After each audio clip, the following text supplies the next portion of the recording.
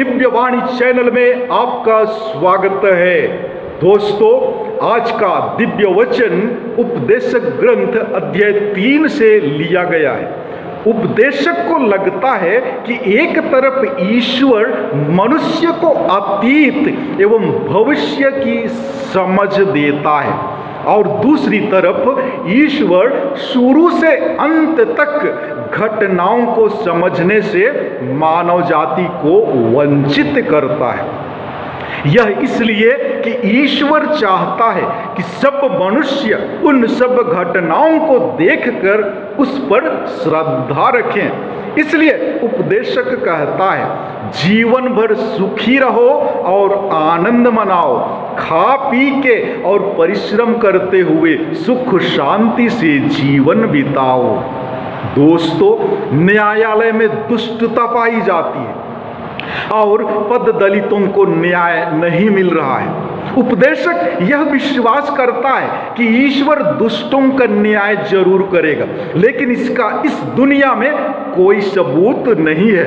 वह एक तरीके से महसूस करता है कि ईश्वर भी दुष्ट है, क्योंकि ईश्वर मनुष्य एवं जानवरों दोनों के प्रति बिना कोई पक्षपात के एक ही प्रकार के व्यवहार करता है। दोनों की नियति एक ही है, दोनों एक ही प्रकार से मर जाते और मिट्टी में मिल जाते हैं। इससे वह दो निष्कर्ष निकालता है, एक जीवन से मृत्यु और मृत्यु से जन्म ना लेना ही बेहतर है। दूसरा सबों को जितना आनंद मना सके मनाना चाहिए, क्योंकि भविष्य में क्या होगा उसकी उन्हें कोई जानकारी नहीं है। अतः मानव को ना तो आलस्य करना चाहिए और ना ही ज्यादा परिश्रम। तो चले उपदेशक की उपदेश सुने। वचन कहता है, पुत्र मेरी शिक्षा को मत भुलाओ, मेरी आज्ञाओं को अपने हृदय में संजोए रखो, क्योंकि वे तुम्हें लंबी आयु और बड़ी शांति प्रदान करेगी। प्यार और ईमानदारी को अपने से अलग नहीं करो, उन्हें अपने गले में बांध लो, अपने हृदय के पटल पर अंकित कर लो। इस प्रकार तुम ईश्वर और मनुष्यों की दृष्टि में कृपा और सुयश के पात्र बनोगे। तुम सारे हृदय से प्रभु का भरोसा करो, अपनी बुद्धि पर निर्भर मत रहो, अपने सब कार्यों में उसका ध्यान रखो, वह तुम्हारा मार्ग प्रशस्त कर देगा। अपने को बुद्धिमान मत समझो, प्रभु पर श्रद्धा रखो और बुराई से दूर रहो। इससे तुम्हारे शरीर को स्वास्थ्य और तुम्हारी हड्डियों को नवजीवन मिलेगा। अपनी संपत्ति से प्रभु का सम्मान करो, उसे अपनी उपज का दशमांश चढ़ाओ। इससे तुम्हारे बखार अनाज से भरे रहेंगे और तुम्हारे कोल्हुओं से अंगूरी छलकेगी।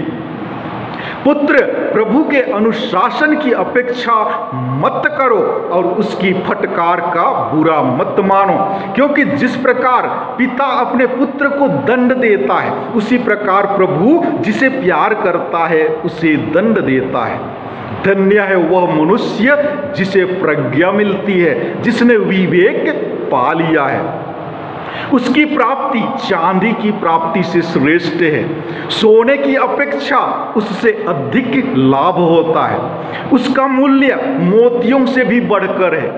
तुम्हारी कोई अनमोल वस्तु उसकी बराबरी नहीं कर सकती। उसके दाहिने हाथ में लंबी आयु और उसके बाएं हाथ में संपत्ति का सुयश है। उसके मार्ग रमणीय हैं और उसके सभी पथ शांति में। जो उसे प्राप्त करते हैं उनके लिए वह जीवन वृक्ष है। धन्य है वे लोग जो उसे संजोए रखते हैं। प्रभु ने प्रज्ञा से पृथ्वी को स्थापित किया, उसने विवेक से आकाश को सुदृढ़ किया। उसके ज्ञान से पानी महागर्त से फूट निकला और ओस बादलों से टपकने लगी। पुत्र, समझदारी और विवेक सुरक्षित रखो, उन्हें अपनी आंखों से ओझल ना करो, जिससे वे तुमको जीवन प्रदान करें और तुम्हारे कंठ की माला बने। इस प्रकार तुम अपने मार्ग पर निरापद आगे बढ़ोगे और तुम्हारे पैर को ठोकर नहीं लगेगी। तुम निर्भय होकर लेटोगे और लेटने पर तुम्हें सुख की नींद आएगी। तुम ना तो अचानक आ पड़ने वाले आतंक से और न दुष्टों के आक्रमण से डरोगे, क्योंकि प्रभु तुम्हारा साथ देगा और जाल से तुम्हारे पैरों की रक्षा करेगा। पुत्र, यदि यह तुम्हारी शक्ति के बाहर ना हो तो जिसके आभारी हो उसका उपकार करो। यदि तुम दे सकते हो तो अपने पड़ोसी से यह ना कहो, चले जाओ फिर आना, मैं तुम्हें कल दूंगा। जो पड़ोसी तुम पर विश्वास रखता है उसके विरुद्ध षड्यंत्र मत रचो। जिसने तुम्हारे साथ कोई अन्याय नहीं किया उस मनुष्य से अकारण झगड़ा मत करो।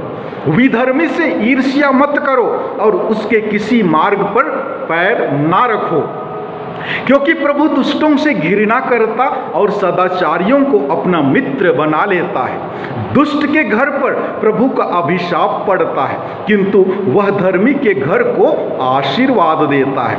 प्रभु घमंडियों को नीचा दिखाता और दीनों को अपना कृपा पात्र बना लेता है। बुद्धिमान लोगों को सम्मान मिलेगा और मूर्खों का तिरस्कार किया जाएगा। दोस्तों, उपदेशक की इन शिक्षा पर मनन करें और अपने जीवन को नया रूप देने का प्रयास करें। अब वक्त है विदा लेने का, लेकिन विदा लेने से पूर्व आपसे आग्रह है, कृपया मेरे चैनल को सब्सक्राइब और शेयर जरूर करें। धन्यवाद। जोहार।